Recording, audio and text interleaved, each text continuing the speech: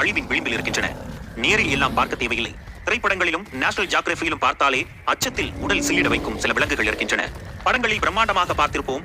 டைனோசருக்கு பிறகு ஹாலிவுட் சந்தையில் மிகப்பெரிய மதிப்பை பெற்ற விலங்கு இன்று அழிய போகிறது. அது என்ன? நம்முடைய குடும்பத்தைச் சேர்ந்த ஒருவர் அழிய போகிறார் என்று சொன்னால் எவ்வளவு பதறுவோம். உண்மையிலேயே நம்முடைய குடும்பத்தைச் சேர்ந்த ஒருவர் உலகில் இன்னும் எத்தனை காலம் வாழ்வார் என்று தெரியாத நிலைக்கு தள்ளப்பட்டுள்ளார். நம்முடைய மூதாதைக்கு நெருங்கிய நம்முடைய பிரைமேட்ஸ் இனத்தைச் சேர்ந்த லயன் டெயில் மக்காவ் எனும் சோலை மந்திகளை பற்றி பார்த்தோம். அவையாவது நம்முடைய நெருங்கிய குடும்பம் தான். ஆனால் நம்முடைய அறிவியல் குடும்பமான ஹோமினிடேவைச் சேர்ந்த நம்முடைய துணை குடும்பமான ஹோமினிடேவைச் சேர்ந்த கொரில்லாக்கள் தான் அழிவை சந்திக்கும் நிலையில் உள்ளன. கொரில்லாக்கள் பார்ப்பதற்கு மனிதர்கள் போலவே இருக்கும். சராசரியாக 6 அடி உயரம் வரை வளரும். 150 கிலோ வரை எடை இருக்கும். கொரில்லாக்களின் டிஎன்ஏவும் மனிதர்களின் டிஎன்ஏவும் 95 முதல் 99% வரை ஒத்துப்போகின்றன என்கிறார்கள் அறிவியலாளர்கள். கொரில்லாக்கள் மத்திய ஆப்பிரிக்கா மற்றும் மத்திய கிழக்கு ஆப்பிரிக்க நாடுகளிலும் மலைகளிலும் தான் இப்போது காணப்படுகின்றன. கொரில்லாக்களில் 2 வகைகள் உள்ளன. வெஸ்டர்ன் கொரில்லா மற்றும் ஈஸ்டர்ன் கொரில்லா. வெஸ்டர்ன் கொரில்லாக்கள் வெஸ்டர்ன் லோலாண்ட் கொரில்லா மற்றும் கிராஸ் ரிவர் கொரில்லா என இருவகைப்படுகின்றன. ஈஸ்டர்ன் கொரில்லாக்கள் மவுண்டைன் கொரில்லா மற்றும் ஈஸ்டர்ன் லோலாண்ட் கொரில்லா என்று இருவகைப்படுகின்றன. இந்த அனைத்து வகை கொரில்லாக்களுமே அழிவின் விளிம்பில் தான் இருக்கின்றன. உருவத்தில் மட்டுமல்ல, குணாதிசயங்களிலும் கொரில்லாக்களிடம் பல மனித கூறுகளை பார்க்க முடியும். பல கொரில்லாக்கள் மனிதர்களோடு சரணாலயங்களில் மிக்க நட்புணர்வோடு பழகுகின்றன.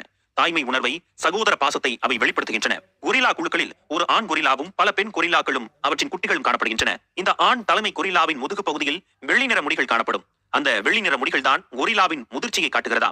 மனிதர்கள் குடும்ப உறவுகளை பேணுவதைப் போலவே கொரில்லாக்களும் செய்கின்றன. சொல்லப்போனால் நாம் தலைகீழாகத்தான் பேசிக் கொண்டிருக்கிறோம். நம்முடைய முதல் முன்னோடியே அவைதானே. அப்படி என்றால் அவற்றின் குணத்தை தானே நாம் இன்னும் மேம்பட்ட வடிவில் பெற்றுள்ளோம். கொரில்லாக்கள் இலைகள், தண்டுகள், செடிகள், பழங்களையே முதன்மை உணவாக கொள்கின்றன. சில கொரில்லாக்கள் சிறு பூச்சிகள், எறும்புகள், வெட்டுக்கிளிகள் போன்றவற்றை உட்கொள்கின்றன. கிராஸ் ரிவர் கொரில்லா எனும் கொரில்லாக்கள் உலகில் மொத்தமே 180 தான் எஞ்சியுள்ளன. கொரில்லாக்களின் அழிவுக்கு சிறுத்தைகளும் காரணமாகின்றனவா? மத்திய ஆப்பிரிக்காவில் எபோலா வைரஸ் தொற்று பரவிய போது 5000 கொரில்லாக்கள் மரணம் அடைந்துள்ளன.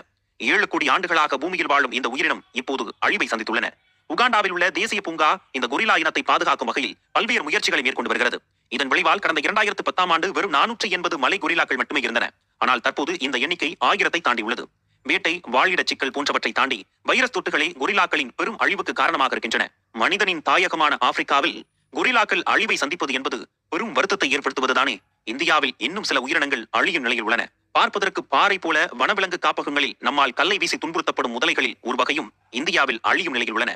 கரியால் எனப்படும் சொம்பு மூக்கு முதலை இனம் அழிவை சந்தித்துக் கொண்டுள்ளன. ஓ அப்படியா? இந்த இனத்திற்கு அப்படி என சிறப்பு என்று நினைக்கிறீர்களா? நாம் முதல் அத்தியாயத்தில் டைனோசர்களை பற்றி பேசிய போது ஜுராசிக் காலம் பற்றி பார்த்தோமே. அந்த ஜுராசிக் காலத்தில் இருந்து வாழ்ந்து வரும் இனம்தான் இந்த சொம்பு மூக்கு முதலைகள். சிவாலிக் மலைத்தொடர்களிலும் நர்மதை ஆற்றங்கரையிலும் 20 லட்சம் ஆண்டுகளுக்கு முந்தைய புதை படிமங்கள் கண்டறியப்பட்டுள்ளன. இந்த வகை முதலைகள் உலகின் வேறு எந்த பகுதியிலும் இல்லை.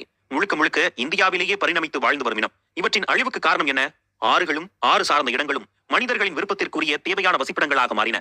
இன்றல்ல, பல்லாயிரம் ஆண்டுகளுக்கு முன்பே மனிதன் உயிர்த்திற்கு ஆறுகளை சார்ந்திருக்க நேர்ந்தது.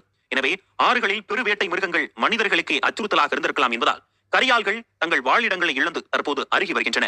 300க்கும் குறைவான கரியால்கள் மட்டுமே தற்போது உயிருடன் இருக்கின்றன. கடைசியாக இந்தியாவின் பல விலங்குகளை பற்றி பார்த்த பிறகும் இன்னும் இந்திய தேசிய விலங்கான புலியை பற்றி பேசவில்லையே. ஏன்? புலியை பற்றி சொல்ல நிறைய கதைகள் இருக்கிறதே.